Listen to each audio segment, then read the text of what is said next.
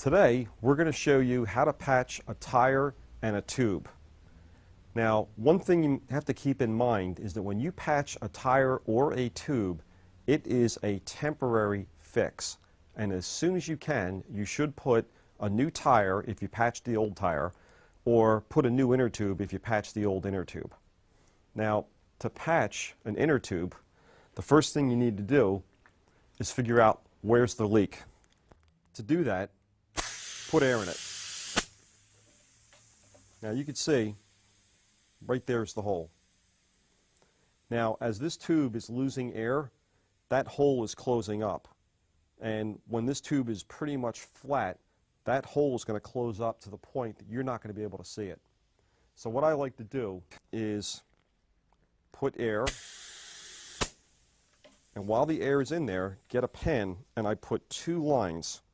I put one here, and I do another one here, and where those two lines intersect is my hole. The reason is that as soon as you start sanding this down and putting glue on it, you're not going to see that hole anymore. But you can see the two pencil lines because hopefully you drew them far enough away that when you rough up the tube or put a cleaner or glue on it, it's not going to cover those lines up. So now that you have your two lines, you can see where they intersect.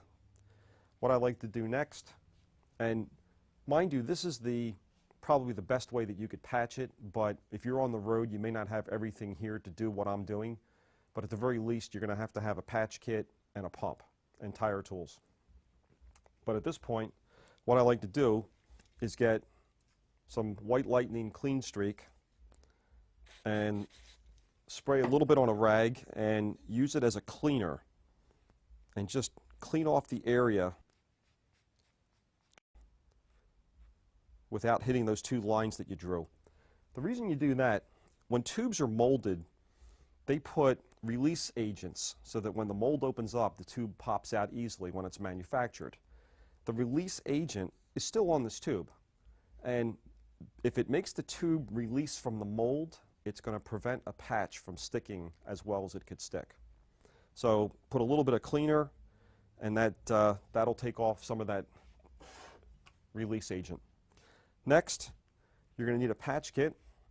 The one that I like using is a Rema.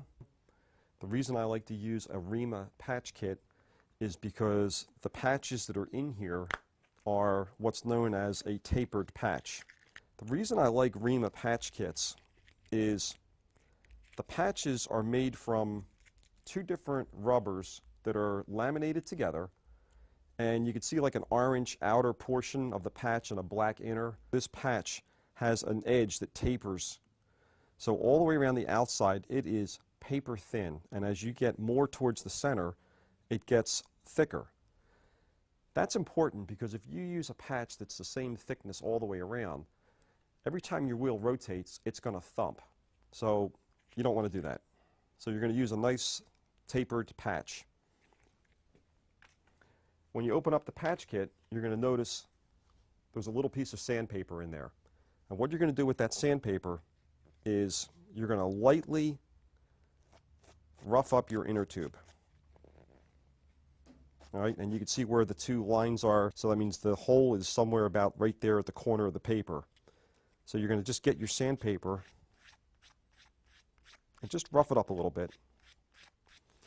Now you can see how the tube is getting a little bit lighter in color where I'm sanding. That's your key that you're getting it clean. Just lightly blow the dust out of the way. Next, there's a little tube of rubber cement that's in the patch kit. So just open it up. On the opposite end of the cap, there's a little pointer that you can use to puncture the tube of cement. So next what you're going to do is find your two lines, and you're going to lightly smear rubber cement on here. Now if you have trouble putting a nice thin even coat down, put a little more than you think you need to, and you could use the back of that sanding disc and use it like a squeegee and just kind of like wipe it down. So you want to put down enough glue so that that entire patch is covered and there's more glue than patch. So you want to cover an area about like that. All right, so you can see that's maybe 1 inch by 1.5 inches. So the patch that's in there will be covered all the way around with glue. Now this is going to take about 3 to 5 minutes to dry. And your clue as to when this is dry enough is when it's no longer shiny. Now don't blow on it to dry it because your breath has humidity in it, and that's going to prevent a good stick between the patch and the inner tube. If it's a sunny day, put it out in the sun or just move it around in the air a little bit and that'll dry it down. All right, that's looking pretty good, so we'll let that sit for another minute. Next, you're going to get your patch, and it has like a foil backing to it, so you're going to peel that off.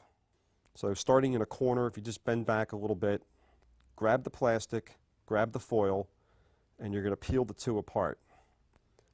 Now you want to be careful that you don't touch the back of the patch. The back of this patch is very, very clean, and oils from your skin are going to prevent this from sticking as well as it could.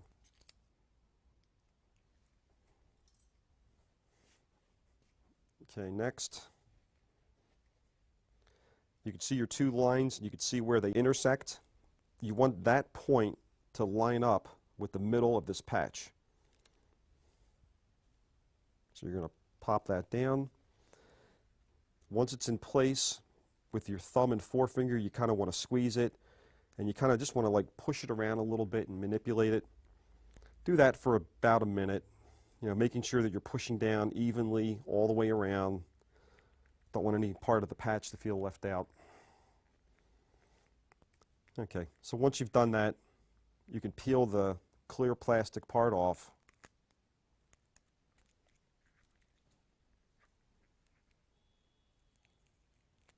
There you go. And you can just make sure the edges are stuck down. All right, so that's what you're looking for. That's a really good patch job right there. At this point, try to resist putting too much air in the inner tube before it's in the tire. What's going to happen is if you put a lot of air in this, the tube is going to stretch and expand, and that nice glue joint that you just put down is going to get holes through it. Everything's not going to expand as evenly as it should. But you have to put a little bit of air in it in order to get it inside your tire to put it back on. So just put literally that much air and insert it into your tire.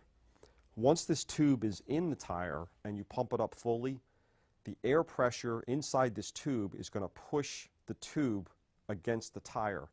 So that pressure that you just did squeezing it, as good as that was, you're not going to be able to squeeze it down as hard as the air pressure is going to push the two together. So, like I said, try not to put too much air in it until it's in the tire. Once it's in the tire, you can pump away and you should be fine. Now, like I said earlier, you don't want to use this as a permanent fixture. As good as this is patched, it still is not as good as a brand new tube. And absolutely, if you pull a tube out and there's a patch already on it, don't put a second one. It's just rule of thumb, don't do it. That's how you patch the tube. Now, in terms of patching a tire, it's a similar process. You find the cut that's in your tire. Okay, this cut here is about 1/8 of an inch.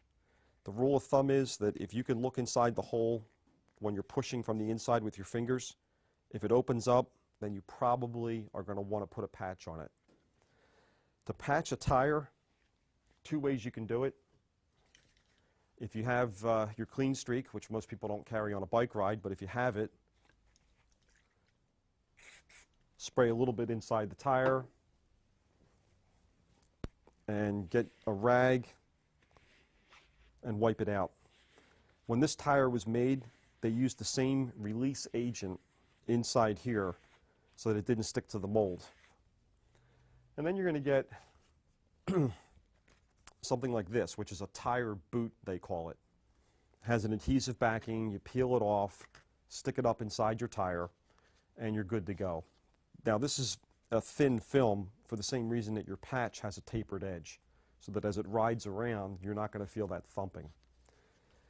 This is a good product, but if you don't have a tire patch, what you can do is get a dollar bill and fold it down until it's about that big and stick that up inside your tire, and that'll get you home. Now, there is another option for patching an inner tube. Park makes a pre-glued patch kit. So this eliminates the need to have to clean the tube, glue the tube, wait for it to dry, and put the patch on. With this product, you just peel the back off, stick it down, put it back inside your tire, pump it up, and you're ready to go. These are a great temporary fix. They're very fast, easy to use, but it's not as good of a repair as using a rubber patch kit with